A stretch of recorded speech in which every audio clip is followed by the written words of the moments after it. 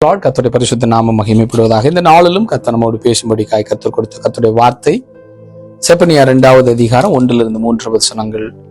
விரும்பப்படாத ஜாதியே, கட்டளை பிறக்கும் முன்னும் பதரை போல நாள் பறந்து போகும் முன்னும் கர்த்தருடைய உக்கிர கோபம் உங்கள் மேல் இறங்குகிறதற்கு முன்னும் கர்த்தருடைய கோபத்தின் நாள் உங்கள் மேல் வரும் முன்னும் நீங்கள் உங்களை உய்த்து ஆராய்ந்து சோதியுங்கள்.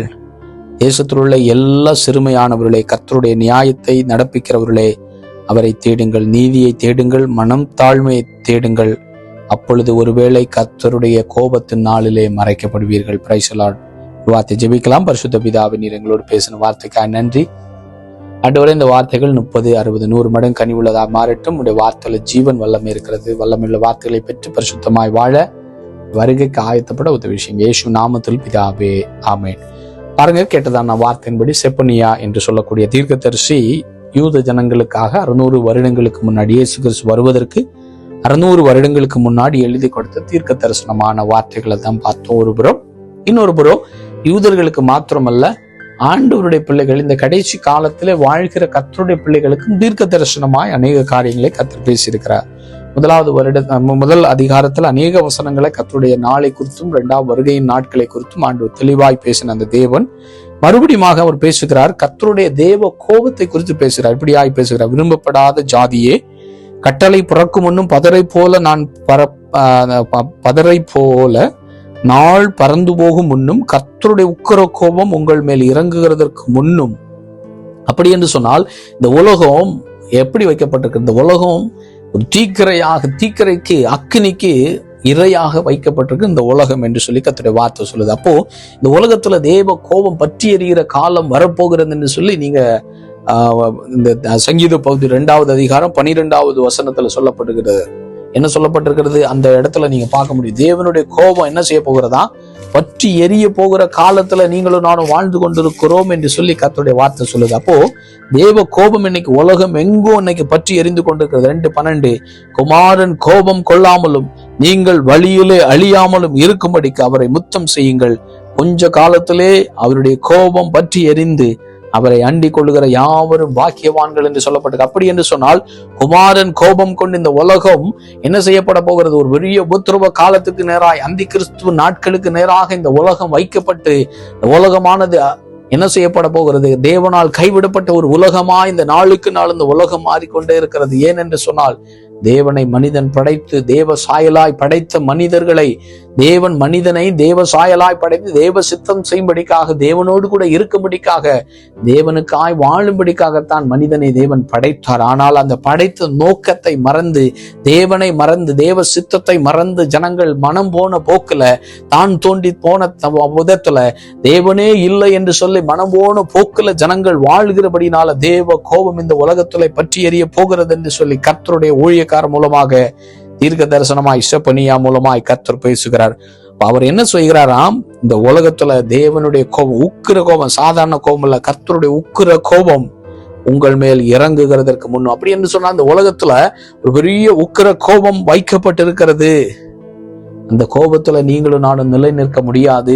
இதை கேட்டுக்கொண்டிருக்கிற கர்த்தருடைய பிள்ளைகளை, இன்னைக்கு இயேசுவை மறந்து வாழ்கிற கர்த்தருடைய பிள்ளைகளை, இயேசுவை வைத்து சுயநலமாய் வாழ்ந்து கொண்டிருக்கிற கர்த்தருடைய பிள்ளைகளை, ஒருவேளை இயேசுவை அறியாமல் இயேசு மதத்தை பிரசங்கம் பண்ண வந்தார், இயேசு எனக்கு வேண்டாம் என்று சொல்லி சுவிசேஷத்தை வெறுத்து வாழ்ந்து கொண்டிருக்கிற கர்த்தருடைய பிள்ளைகளை, இந்த உலகத்திலே வாழ்கிறவர்களே, உங்களை பார்த்து கர்த்தர் சொல்றாரு. என்ன சொல்றாரு? உக்கிர கோபம் உங்கள் மேல் இறங்குவதற்கு முன்னாடியே நீங்கள் ஒன்றை அறிந்து கொள்ளுங்கள், இயேசுவை அறிந்து கொள்ளுங்கள் என்று சொல்லி கர்த்தர் பேசுகிறார். ஆண்டவர் சொல்றாரு 2வது வசனம், நீங்கள் உங்களை உய்த்து ஆராய்ந்து சோதியுங்கள். ஆராய்ந்து பாருங்க, உண்மையாவே ஒரு கடவுள் இருக்கிறாரா?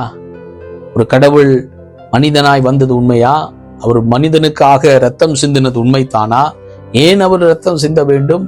அவர் ஏன் ஒரு கடவுளா இருந்தால் எதற்காக மனிதனை நேசித்து இந்த பூமிக்கு வர வேண்டும்? இப்படி ஆராய்ந்து பாருங்கள். ஒரு தேவன், உண்மையான ஒரு தேவன் இருக்கிறாரா? இன்னைக்கு பல உலகத்துல பல விதமான ஆராய்ச்சிகள் இருக்கிறது. படிப்பை குறித்து, ஸ்பேஸ குறித்து, பல விதமான மனிதனுடைய சரீரத்தை குறித்து எல்லாம் ரிசர்ச் பண்றோம். ஏன் கடவுளை குறித்து ரிசர்ச் பண்ணக்கூடாது? ஆவிக்குரிய அந்த மகிமையான காரியத்தை, நித்தியமாய் வாழ போகிற மகிமையான பரலோகம் இருக்கிறதா என்று ரிசர்ச் பண்ணக்கூடாதா? அப்படிப்பட்டதான் ஆண்டவர் சொல்றாரு, நீங்கள் உங்களை உயிர்த்து ஆராய்ந்து சோதிங்கள். ஆராய்ந்து பார்க்க சொல்றாரு. உண்மையான தெய்வம் இருக்கிறாரா? தேவனுக்கு அப்படி கோபம் வருமா? அக்கிரமத்தினால ஜனங்கள் பாவத்துல விழும்போது ஒருவர் படைத்த ஒரு தேவன் மனிதன் மேல கோபப்படுவது உண்மைதானால் உண்மையா? அப்படியா கர்த்தர் கோபப்படுவாரா? இப்படி எல்லாம் நீங்க யோசித்து பார்க்கும்போது அதற்கு பதில் கிடைக்குங்க. உண்மையாவே சாதாரண ஒரு எக்ஸாம்பிள் சொல்றேன். நம்முடைய பிள்ளைங்க, நமக்கு பிள்ளைங்க இருக்கலாம், கேட்கிறவங்க, நீங்க பார்த்து கொண்டிருக்கிற கர்த்தருடைய பிள்ளைய, உங்களுக்கு பிள்ளை இருக்கலாம். உங்களுக்கு ஒரு பெரிய திட்டம் இருக்கும். பிள்ளை பிறந்ததும் 1 வயது பிறந்த அடுத்த ஆனா பொண்ணான்னு கண்டுபிடிக்கிறீங்க. ஆனா வந்ததும் உங்களுக்குள்ள பெரிய ஒரு எண்ணம், என் பிள்ளைய நான் டாக்டரா மாத்தணும், என் பிள்ளைய நான் இன்ஜினியரா மாத்தணும், IAS மாத்தணும், கலெக்டரா மாத்தணும். மாத்திரமோ இல்லையோ ஒரு பெரிய பர்பஸ் வச்சிருப்போம். பிள்ளை அப்படி செய்யணும், இப்படி செய்யணும், அந்த மாதிரி கல்யாணம் பண்ணி கொடுக்கணும், இந்த மாதிரி பிள்ளைக்கு கார் வாங்கி கொடுக்கணும், இப்படி எல்லாம் பல நோக்கம் வச்சிருக்கிறோம் இல்லையா? சாதாரணமா நீங்க பிறந்து உங்களுக்கே தெரியாது, உங்களுக்குள்ள வயத்துல வளர்ந்து 9 மாதம் தாண்டி தான் பிள்ளைய பார்க்க போறீங்க, எப்படி பிள்ளை இருக்குன்னு சொல்லி. அப்படிப்பட்ட அந்த 9 வருடங்களும் 9 மாதங்களையும் சுமந்து உள்ள வைத்து பாதுகாத்தது ஒரு தேவன்.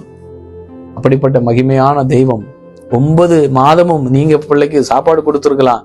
நான் உள்ள ஜீவனை கொடுத்து, சுவாசத்தை கொடுத்து, எல்லா மெக்கானிசத்தையும் உருவாக்கி பிள்ளைய ஜீவனை கொடுத்து வெளியே கொண்டு வருகிற தேவன் அல்லவா? அந்த தேவன் உங்க பிள்ளைய வைத்து இந்த உலகத்துல இருக்கிற மனிதனை குறித்து ஒரு பர்பஸ் வைக்கிறது தப்பா? அப்ப அந்த மனிதர்கள் அப்படிப்பட்ட ஒரு பெரிய நோக்கத்தோடு, எதிர்பார்ப்போடு இந்த உலகத்துல மனிதனை படைத்து, அப்போ அந்த மனிதன் தேவனுக்கு விருப்பம் இல்லாம தேவ சித்தத்தை மறந்து, நீங்க தேவன் இல்ல சொல்லி விக்கிரகத்தையோ இல்ல வேற யாரோ இப்போ அப்பா அப்பான்னு கூப்பிடும் போது, நீங்க தான் எனக்கு கடவுள்னு சொல்லும் போது உண்மையான கடவுளுக்கு கோபம் வரக்கூடாதா? உங்க சொந்த பிள்ளைங்களை நீங்க ஒரு பர்பஸோட அந்த பூமியில பெரிய ஒரு திட்டத்தோட பிள்ளைய வளர்க்குறீங்க, திடீர்னு பிள்ளை உங்க விருப்பம் இல்லாம ஏதோ பண்ண போறான், பெரிய போக்கிரித்தனம் பண்றான், தவறுகளை பண்றான், உங்களுக்கு கோபம் வராதா? அடிப்பீங்கல்ல? அவ்வளவு பெரிய ஒரு கோபம் பிள்ளை மேல வரும் இல்லவா? அதே மாதிரி தேவனுக்கும் வருங்க. என்னென்று சொன்னால், உங்களை நம்மை அவர் நேசிக்கிறாரு.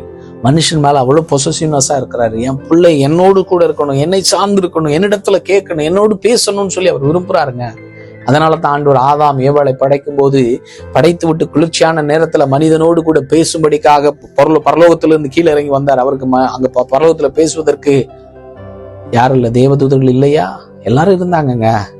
ஆனாலும் மனிதனை தான் படைத்த, தன் சாயலுக்கு ஒப்பாய் படைத்த மனிதனோடு கூட பேசணும், என் விருப்பத்தை சொல்லணும்ன்ற விருப்பமுடையவர் தான் நம்முடைய ஆண்டவர்.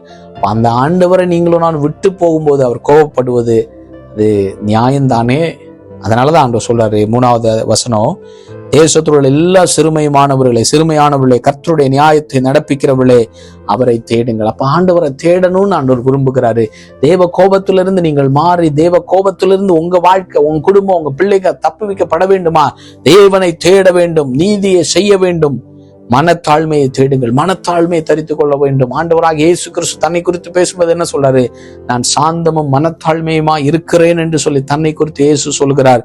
அப்போ அந்த தாழ்மை உள்ள ஆண்டவரை தேடி, அப்பொழுது ஒருவேளை தேவ கோபத்தின் நாளிலே மறைக்கப்படுவீர்கள். அப்ப தேவனை தேடி அவருடைய பிள்ளையா மாறி அவருடைய சாயலை தரித்து கொண்டு அவருக்காக வாழும்போது, இனி வரப்போகிற அந்தி கிறிஸ்து நாட்களில் வரப்போகிற கொடிய உபத்திரவ காலத்திலிருந்து, கொடிய உக்கரத்தின் கோபத்தின் நாட்களிலிருந்து நீங்கள் தப்புவிக்கப்படுவீர்கள் என்று சொல்லி கர்த்தர் நம்மோடு பேசிட்டு இருக்கிறார். ஜெபிக்கலாம். பரிசுத்த பிதாவே, நீர் பேசின எல்லா வார்த்தைகளுக்காக நன்றி. இந்த வார்த்தைகள் 30, 60, 100 மடங்கு கனி உள்ளதாக மாறட்டும். வருகைக்காக எங்களை ஆயத்தப்படுத்தும் இயேசு நாமத்தில்